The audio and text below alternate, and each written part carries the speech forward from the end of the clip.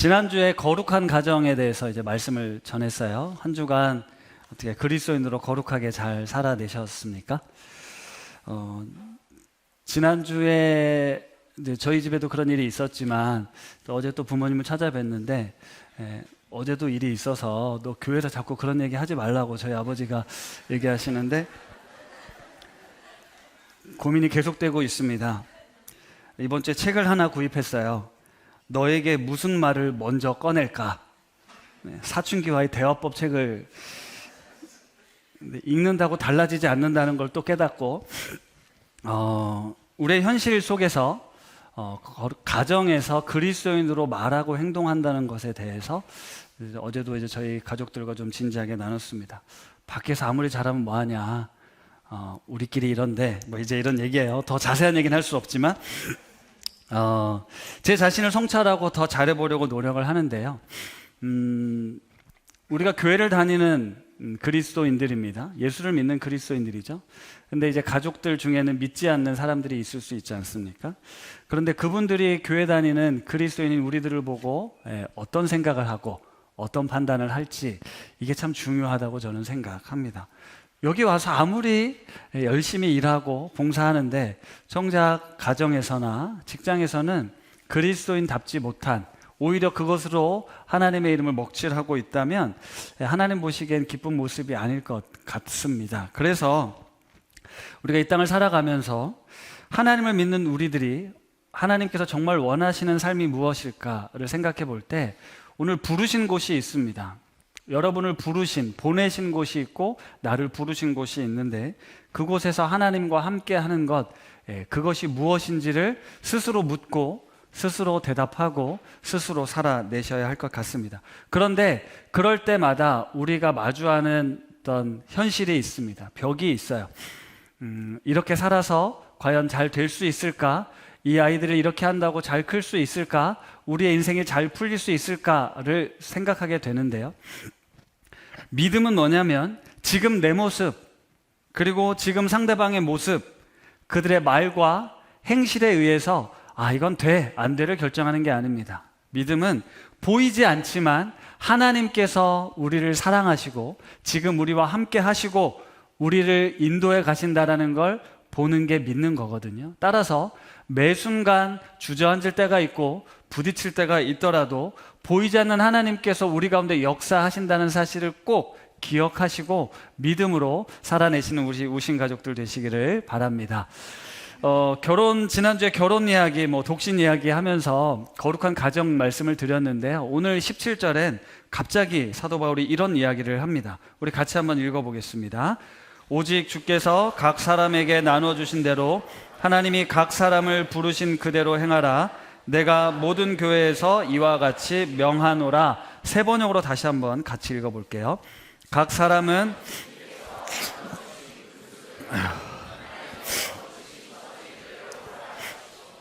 이것이 내가 모든 교회에서 명하는 지시입니다. 세 번역에 보니까 분수 그대로, 부르신 처지대로라고 번역을 해뒀어요. 우리가 자기 분수를 알고 자기 처지를 알고 살아가는 게 지혜입니다. 자기 분수도 모르고 처지도 모르고 헛된 삶을 꿈꾸는 것, 그건 지혜롭지 못하죠. 물론 더 높은 이상을 꿈꾸지 말아라, 그런 의미는 분명 아닙니다. 허무한 생각으로, 헛된 생각으로 오늘 내게 주어진 것을 누리지도 못하고 감사하지도 못하고 낭비하지 말라는 뜻이에요. 현실을 직시하되 그 상황에 맞게 하나님께서 나를 이 상황으로 부르셨으니 내가 이곳에서 하나님이 주시는 생명의 기쁨을 누리는 것, 이게 하나님께서 우리에게 원하시는 삶이라는 겁니다. 나에게 1달란트를 주셨는데 왜 나한테 저 친구처럼 5달란트를 주지 않으셨습니까? 라고 부러워하며 자신의 삶을 스스로 깎아내리고 불평하며 원망하는 것, 이것은 하나님이 기뻐하시는 모습이 아니다라는 거죠. 그러면서 바울이 두 가지 이야기를 오늘 들려줘요. 할례자와 무할례자, 그리고 종과 자유인에 대한 이야기를 들려줍니다. 먼저 18절과 19절 세 번역 말씀으로 다시 한번 읽어볼게요. 할례를 받은 몸으로 부르심을 받은 사람은 굳이 그 할례 받은 흔적을 지우려고 하지 마십시오. 할례를 받지 아니한 처지에서 부르심을 받은 사람은 굳이 할례를 받으려고 하지 마십시오. 할례를 받은 것이나 안 받은 것이나 그것은 문제가 아니고 하나님의 계명을 지키는 것이 중요합니다. 할례를 받았냐 안 받았냐가 중요한 게 아니고 하나님의 명령을 지키느냐가 중요하다라고 이야기를 합니다. 제가 이렇게 좀 풀어볼게요. 저는 모태신앙입니다. 3대째 신앙을 가지고 있어요. 자, 이렇게 하면 부러운 분들이 있죠. 어쩐지 목사님이 좀 뭔가 안정적이더라. 3대째 예수를 믿어야 저 정도의 표정과 이게 나오는구나 라고 생각을 할 수가 있습니다. 그런데 저 안에는 고민이 늘 있습니다. 모태신앙들이 늘 가지고 있는 고민이죠. 뜨거움이 좀 없습니다. 영혼 구원에 대한 열정이 없어요. 왜냐하면 믿지 않는 가정에서 자라본 적이 없기 때문에 믿지 않는 사람들과 지내는 게 얼마나 어려운 일인가를 저는 몰라요. 그런데 예수를 믿고 하나님을 사랑한다고 하면서 내 안에 어떤 구원의 열정이나 어떤 뜨겁게 하나님을 만났던 경험들이 없다 보니까 그게 저는 늘 제 안에 좀 아쉬움으로 갖고 있는데 모태신앙이 아닌 처음 예수를 믿기 시작한, 그래서 너무너무 힘들기도 하고 갈등도 있고 이런 분들은 근데 저를 참 많이 부러워합니다. 여러 가지 부분에 있어서 그래요. 그런데 오늘 말씀은 네가 모태신앙이냐? 네가 처음 예수 믿었니? 그런 거 부러워하지 마라. 그런 건 중요한 게 아니야. 부르심을 받은 그때 그대로 하나님과 함께하는 것이 중요해 라고 말씀을 해주는 거예요. 그런데 부르심을 받았다라는 이 질문을 우리가 던져볼 거예요. 그럼 뭐 하라고 부르신 거지? 나 뭐 하라고 부르셨나요, 하나님? 나를 뭐 하라고 부르셨습니까? 라는 게 이제 우리의 질문 아니겠습니까? 그래서 이제 보통 우리는 궁금하잖아요. 미래를 알면 좋잖아요. 만약에 내가 어떤 직장을 구하려고 하는데 너 저기 가면 하나님이 네가 바랬던 뜻이 이루어질 거야 라고 알려주시면 우리가 그 직장을 가겠습니다. 하나님, 제가 지금 직장 다니는 게 맞나요? 사업을 하는 게 맞습니까? 사업해. 그렇게 말씀해 주시면 너무 속 시원하고 좋을 거잖아요. 그런데 교회 와서 아무리 기도해도 사실 그런 말씀은 잘 안 하시거든요. 그러니까 어디를 갑니까? 네, 거기 가는 거예요. 가면 얘기를 해주거든요. 동쪽으로 가라고, 어디를 가라고 얘기를 해주거든요. 우리 그런 마음을 내려놔야 됩니다. 하나님이 나를 부르셨다. 어디로 부르셨나요? 하나님 어떻게 하는 게 맞나요? 라고 물어보면 하나님께서 거기를 가, 이런 일을 해라고 말씀하지 않으신다는 거거든요. 그런데 우리가 기본적으로 가져야 될 믿음은 하나님이 나를 부르셨다라는 사실이에요. 왜 나를 이렇게 부르셨냐요가 아니고 그렇게라도 나를 부르셨다라는 겁니다. 나 같은 죄인을 찾아오셔서, 나 같은 연약한 자를 찾아오셔서 하나님의 자녀 삼아주셨다라는 건 확실해요. 그리고 부르신 하나님께서 내 삶을 책임지시고 인도하신다는 것도 확실합니다. 그런데 내 삶에 내가 원하고 기대하는 바와 다르기 때문에 이게 맞나요? 라고 다시 되묻고 있는 거죠. 우리가 무엇을 위해 부름을 받았습니까? 라는 질문을 던질 때 오늘 24절에 사도 바울이 이렇게 답을 주셨습니다. 같이 읽겠습니다. 형제들아, 너희는 각각 부르심을 받은 그대로 하나님과 함께 거하라. 세 번역으로 다시 읽을게요. 형제자매 여러분, 각각 부르심을 받은 그때의 처지에 그대로 있으면서 하나님과 함께 살아가십시오. 당신이 부름을 받은 그때 그 처지에 그대로 있으면서 뭐라고요? 하나님과 함께 살아가십시오 라는 거예요. 나를 왜 이런 모습으로, 내를 왜 이런 자리로 부르셨습니까? 를 묻는 게 아니라 여기서 하나님과 함께 살아가는 게 무엇입니까? 어떻게 하는 게 하나님과 함께 살아가는 것입니까? 우리 가정에서 내가 하나님과 함께 살아가는 건 내가 어떻게 행동하는 겁니까? 어떻게 말하는 겁니까?를 물으라는 거죠. 여러분, 우리 인생은 내가 선택할 수 있는 게 있고 선택할 수 없는 게 있습니다. 내가 선택할 수 없는 걸 가지고 왜 그러셨어요? 왜 이러셨어요? 라고 하나님 앞에 불평해봐야 아무 소용이 없어요. 모태신앙으로 태어난 건 내가 선택할 수 있는 게 아니었고, 믿지 않는 가정에서 태어난 건 내가 선택한 게 아닙니다. 하지만 내가 선택할 수 있는 게 있어요. 내가 모태신앙으로 태어났지만 나 이거 부모님 때문에 어쩔 수 없이 신앙생활 한 거야. 나는 예수 믿지 않을래. 나 교회 안 다닐래. 내가 선택할 수 있습니다. 믿지 않는 가정에 태어났지만 나에겐 예수님이 필요해. 나는 교회를 다녀야 될 것 같아. 라고 선택할 수 있죠. 이런 선택을 하나님이 우리에게 하도록 말씀하셨어요. 우리에게 자유의지를 주셨잖아요. 너에게 선택할 수 있는 권한이 있다고 말했죠. 근본적으로 하나님이 우리를 부르셨습니다. 부르신 우리가 어떻게 살아야 할지는 우리의 선택에 맡기셨어요. 그리고 무슨 선택을 해도 괜찮다라고 말씀하십니다. 하나님과 함께 내가 살려고만 한다면 말이죠. 우리가 이 땅을 살아가면서 부르심을 받은 그때의 처지 그대로 있으면서 하나님과 함께 살아라 라고 말씀을 해주고 있습니다. 저는 먼저 이 말씀을 이렇게 공동체에게 정역해 보려고 해요. 높은득 광성교회에서 신앙생활 하다가 분립해서 오신 분들, 또 새로 우리 교회 오신 분들이 함께 뒤섞여서 신앙생활을 합니다. 전통적인 신앙관을 가지신 분들도 있고, 요즘 이 트렌드에 맞게 젊은 신앙관을 가지신 분들도 있어요. 자, 우리를 이곳에 지금 이렇게 부르셨습니다. 하나님이 뭘 원하신다고요? 하나님과 함께 하는 걸 원하신다고요. 이 다양한 성도들이 예수님을 주인으로 모여 함께 세워져 가는 공동체를 하나님이 원하시지 않겠습니까? 하나님의 부르심은 그런 거예요. 왜 이런 사람을 우리 교회에 보내셨습니까? 왜 이런 사람을 나에게 보내주셨습니까? 라고 따지는 건 중요하지 않고, 그러면 내가 어떻게 하나님과 함께 이 공동체를 세워가야면 좋겠습니까? 를 물어야 한다는 겁니다. 우리는 이곳에서 하나님과 함께 살아가도록, 그런데 여기 모여있는 지체들이 서로 연결되고 결합되어 함께 세워져 가도록 부름을 받았다는 걸 우리는 받아들여야 한다는 거죠. 뒤에 나오는 종과 자유인의 이야기도 마찬가지예요. 이것도 세 번역으로 우리 21절, 22절 같이 한번 읽어볼게요. 시작.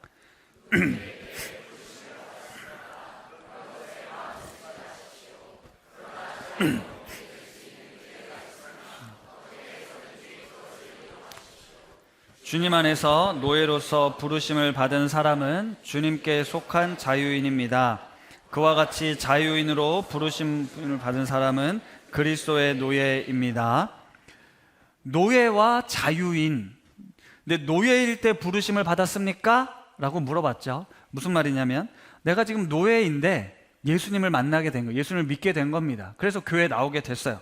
그런데 와봤더니 노예들만 있는 게 아니에요. 여기 자유인들도 있고요, 세상에 잘 나가는 사람들도 있어요. 자, 노예 입장에서는 여전히 노예입니다. 하나님, 나 왜 자유가 없습니까? 내 인생은 왜 이렇습니까? 생각하겠습니까? 안 하겠습니까? 하죠. 옆에 있는 사람들이 보니까 자유인이잖아요. 나도 저 주인처럼, 아니 저 주인의 자식처럼 태어났으면 내가 좀 더 행복하게 살 수 있었을 텐데요. 왜 주인과 노예의 삶은 이렇게 하늘과 땅 차이가 나는 겁니까? 라고 하나님께 묻지만 사실 그건 어떻게 바꿀 수가 없습니다. 그런데 그런 거 염려하지 말아라라고 이야기를 하는 거예요. 그런 것에 마음 쓰지 말라고 이야기를 하는 거예요. 이게 쉬운 일은 아니겠죠. 하지만 하나님께서는 그런 거에 마음 쓰지 마라라고 말씀하시는 거예요. 잠깐 생각해 보면 고린도 교회는요, 진짜 다양한, 지금 여기 우리 모여있는 사람보다 더 다양한 사람들이 모였어요. 정통 유대인들이었다가 예수를 믿은 사람들, 이방인이었다가 예수님을 처음 믿은 사람들, 로마인도 있고 헬라인도 있고요.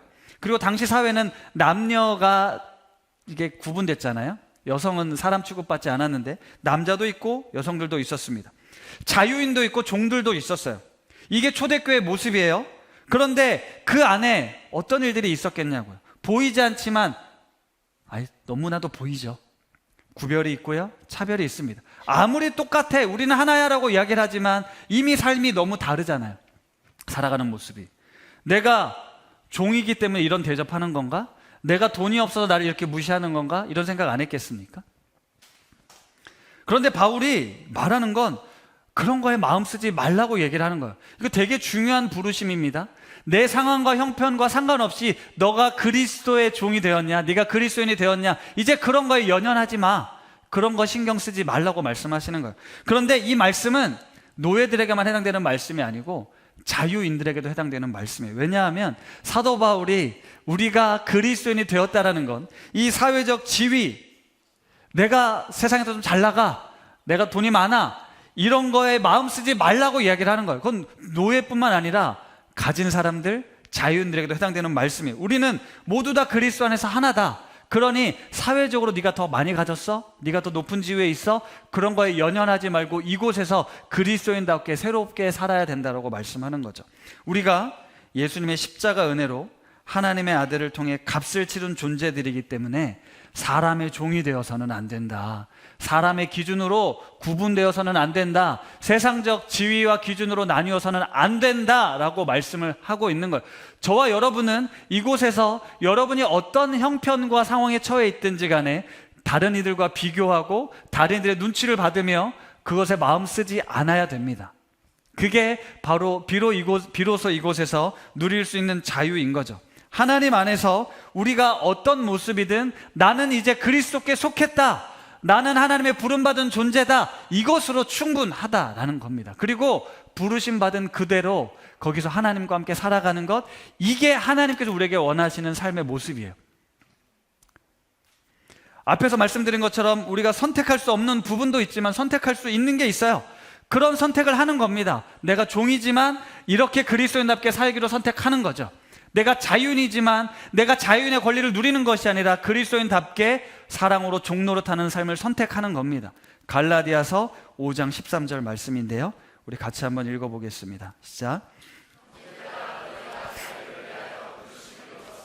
그러나 그 자유로 육체의 기회를 삼지 말고 오직 사랑으로 서로 종노릇하라. 아멘.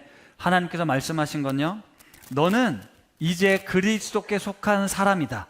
그러니 사람에게 속한 자처럼 행동하지 말고 내게 주신 자유로 너의 육체의 기회를 삼지 말고 사랑으로 종노릇해라 라고 말씀하고 있는 거예요. 이것이 우리의 부르심입니다. 내가 종에서 자유인이 되는 것으로 부르신 게 아니고 네 부르신 그 자리에서 하나님과 함께 사랑으로 종노릇하며 믿음으로 살아가는 부르심을 우리가 받았다라는 거예요. 자, 이렇게 한번 구체적으로 적용해 보겠습니다. 이 말씀을 직장에 잘 다니고 있는 여러분들이 예수님을 뜨겁게 만납니다. 예수님을 믿으려고 하는데 내가 다니고 있는 회사는 예수 믿기가 너무 불편해요. 주의를 지키지도 못해요. 자, 그러면 내가 예수를 믿어야 하니 나는 이 직장을 그만두고 다른 직장을 찾아가겠습니다. 이렇게 선택할 수 있습니다. 그렇죠? 그런데 이것이 과연 하나님께서 원하시는 모습일까를 질문해 보라는 겁니다. 우리 가정도 마찬가지. 지난주에도 말씀드렸지만 믿지 않는 부부와 결혼했을 때, 믿지 않는 가정일 때 어떻게 하라고요? 배우자가 같이 살길 원하면 끝까지 살아야 된다. 거룩하게 될지도 모르니까. 믿지 않는 사람과 결혼했는데 예수님을 믿었습니다. 예수 믿기가 너무 불편해요. 신앙이 다르니까. 이제 갈라서고 내가 하나님 당신을 잘 믿겠습니다. 이런 부르심이 아니라는 겁니다. 만약에 내가 이 직장이 예수님을 믿고 그리스도를 살아가는데 너무 불편하고 힘듭니다. 그러면 직장을 그만두고 내 마음대로 할 수 있는 사업을 시작하면 우리는 그리스도인으로 제대로 살 수 있습니까? 자영업자가 되면 조금은 그전과는 다르게 예수님을 잘 믿고 섬기는 사람이 될 수 있습니까? 그렇지 않습니다. 어디를 가든 어떤 상황에 있든 쉬운 길은 없습니다. 그 부르심의 자리에서 나를 부르신 이가 하나님이신데, 내가 분명 직장을 선택했고 내가 이 교회를 선택했지만 사실 하나님께서 우리를 부르셨고 보내셨고 있게 하시는 거잖아요. 그렇다면 여기서 하나님과 함께하는 삶은 도대체 뭐냐? 그 삶을 살아내야 한다는 거죠. 여기선 불가능해, 나 그냥 이 교회 가서 하나님 잘 섬길게 라는 게 아니라는 겁니다. 하지만 그냥 지금 주어진 곳에 안주하며 받아들여야 한다는 의미도 절대 아닙니다. 나는 어쩔 수 없어, 이게 끝인가 봐, 그냥 여기서 이렇게 사는 수밖에 없어, 이런 의미도 아닙니다. 새롭게 도전할 수 있어요. 도저히 아니겠다 싶으면 옮길 수 있습니다. 그게 잘못됐다라는 건 아니에요. 왜요? 하나님께서는 우리에게 선택할 수 있는 자유를 주셨다니까요. 하나님과 함께하는 삶이 내가 도저히 이 직장에서는 아니다, 그러면 어려워도 힘들어도 도전하는 겁니다. 그런데 그런 도전을 할 때 뭐가 제일 궁금하냐면, 이게 하나님의 부르심 맞아? 하나님의 뜻이 맞아? 이게 우리한테 늘 고민이죠. 응답해 주시고 길을 열어주시면 아, 맞구나 라고 가겠는데 그렇지 않다라는 겁니다. 이건 늘 안개처럼 가리워져 있어요. 분명 하나님이 보여주셔서 갔는데 그렇지 않은 곳일 수도 있습니다. 내가 내 고민 끝에 갔는데 일이 잘 풀렸습니다. 그래야만 하나님이 원하시는 길을 간다, 이거 아니라는 겁니다.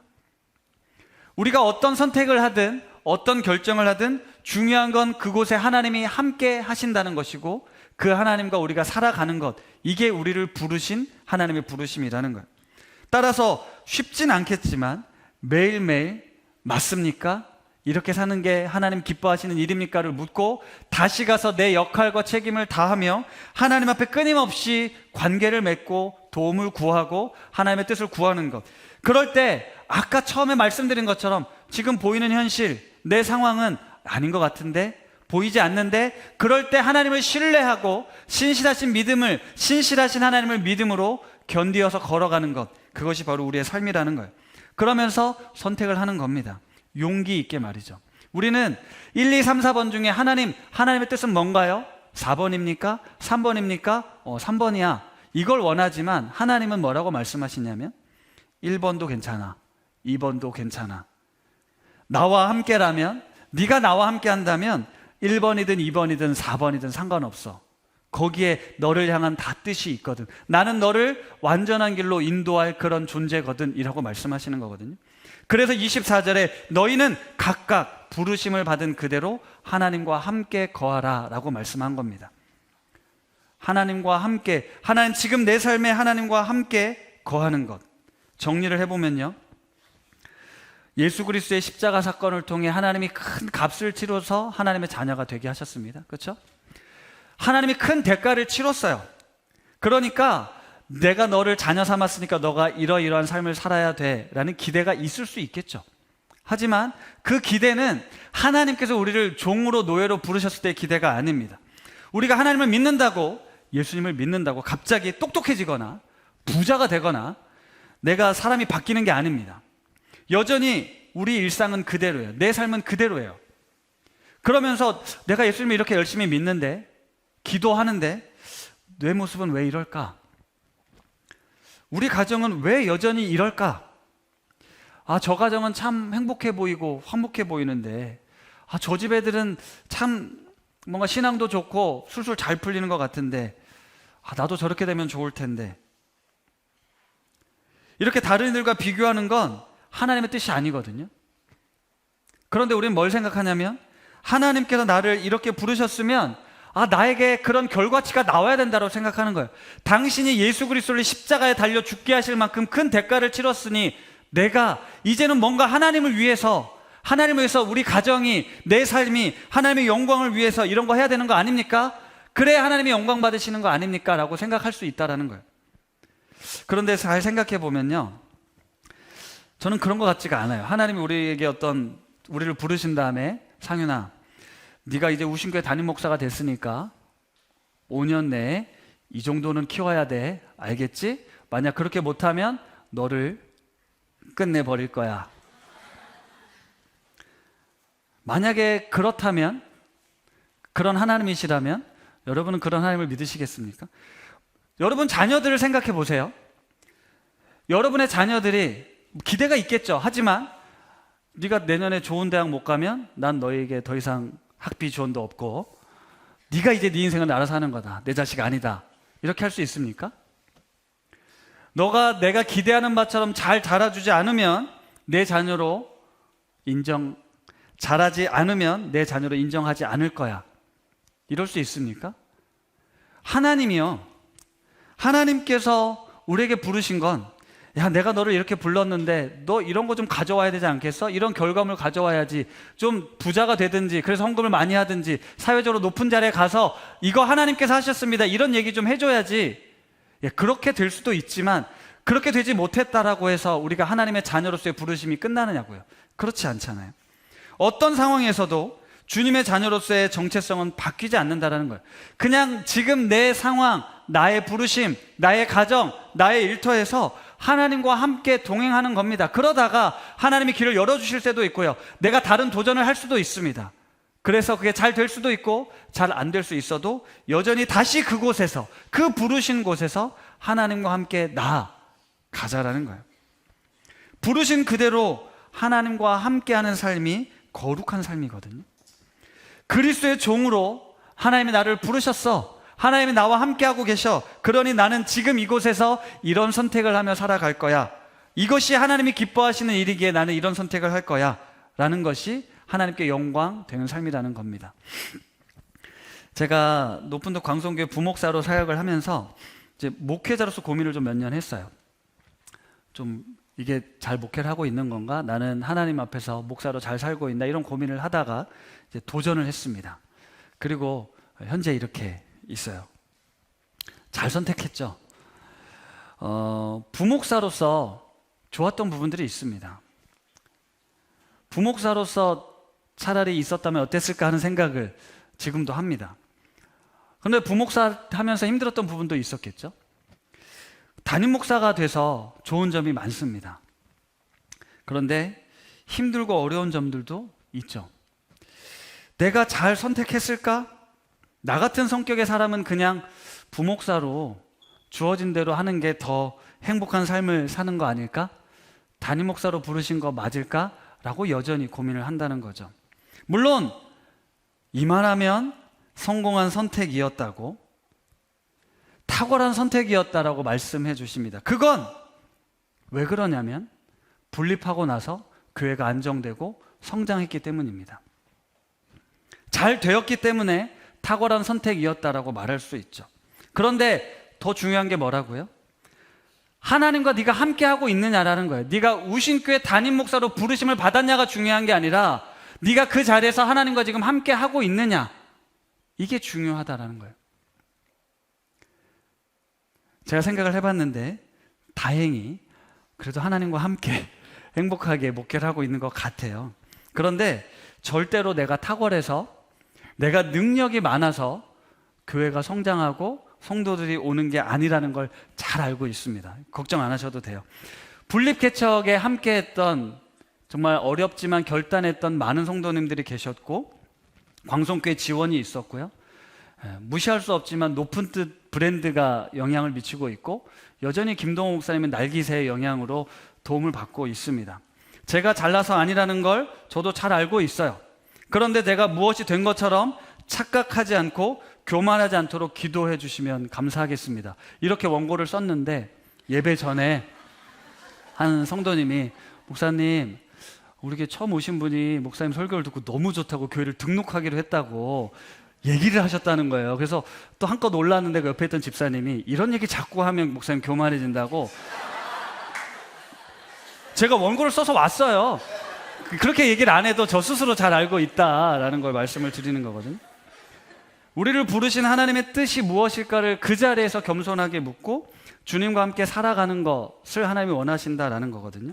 만약에 다음 주라도 하나님이 나를 다른 곳으로 부르신다면, 아유, 여지껏 우신교회로 부르셔서 잘 쓰다가 왜 갑자기 가라고 합니까? 나 못 갑니다 라고 하는 게 아니라, 하나님이 말씀하시면 그곳이 어디든 그곳에서 하나님과 함께 살아가는 것으로 내가 부름을 받았다면 그곳이 선교지이든 그곳이 다른 곳이어든 갈 수 있다는 거예요.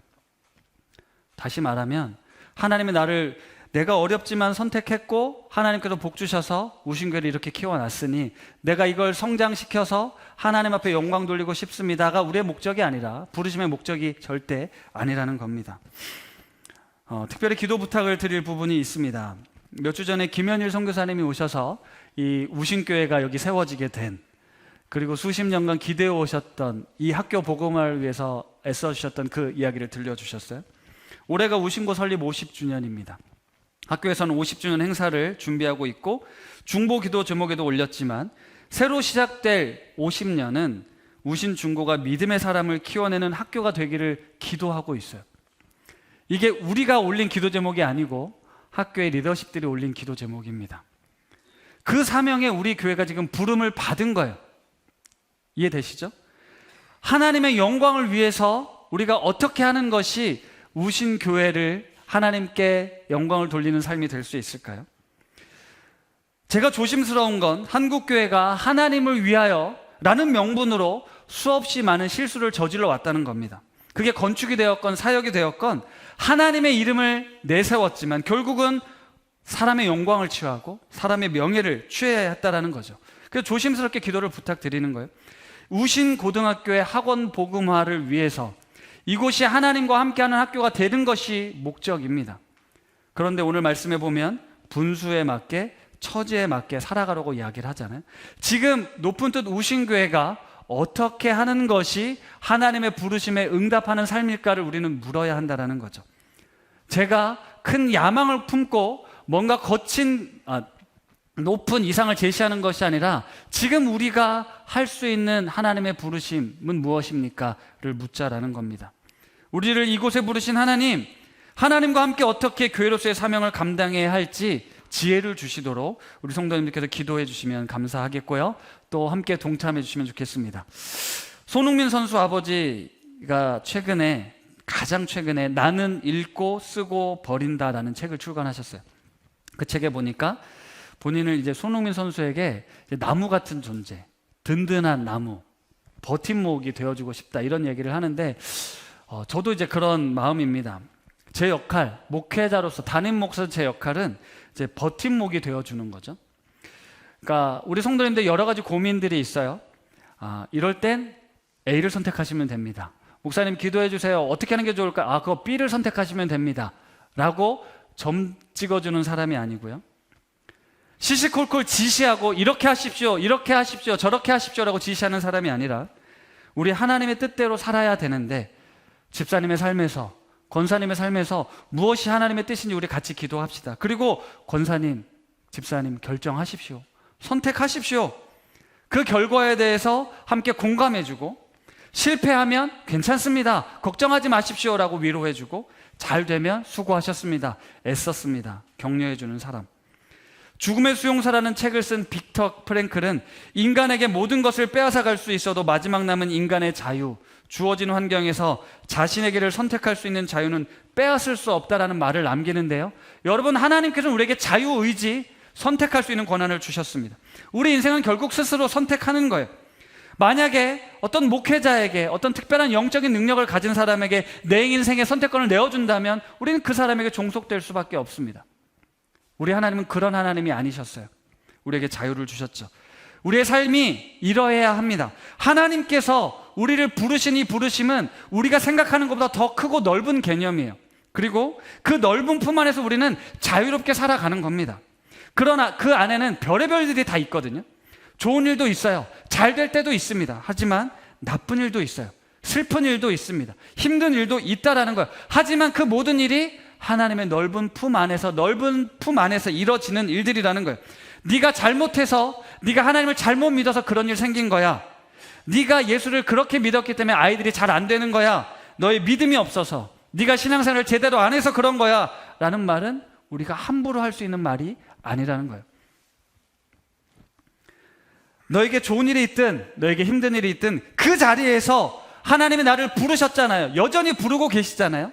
그 부르심에 순종하며 하나님과 함께 살아가는 것, 이게 우리를 부르신 부름의 목적이에요. 따라서 우리는 평생 이 부름의 목적을 향하여 나아가는 겁니다.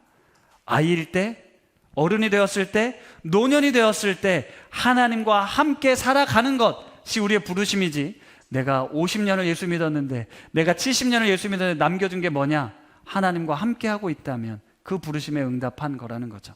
어제 하나시에 우리 중2 김다연 학생이 이런 이야기를 들려줬어요. 찬양팀 얘기를 하는데, 내가 찬양팀을 들어간 이유는 찬양을 하고 싶어서가 아니라 드럼을 배우고 싶어서 갔다는 거예요. 그냥 드럼을 배우고 싶어서 찬양팀에 갔다라는 거죠. 작년에 입교를 할 때도 내가 나의 신앙을 고백하고 싶어서라기보단 어차피 나는 평생 교회 다닐 것 같은데 그냥 친구들이 입교할 때 같이 입교해야겠다라고 생각을 했다라는 거예요. 그냥 같이 하자라는 거예요. 수련회를 갔다 와도 자기 삶은 너무 큰 변화가 찾아오지 않는 겁니다. 근데 아까도 얘기했지만 교회 안에, 팀지들 안에 성령의 바람이 불어서 하나님을 믿는 게 좋다, 나 이제 예수님 만났다, 이런 친구들이 있거든요. 그런데 이 자매님이, 우리 학생이 조급해하지 않습니다. 왜냐? 내가 알고 있는 하나님은, 내가 믿고 있는 하나님은 기다려주는 하나님이라는 거예요.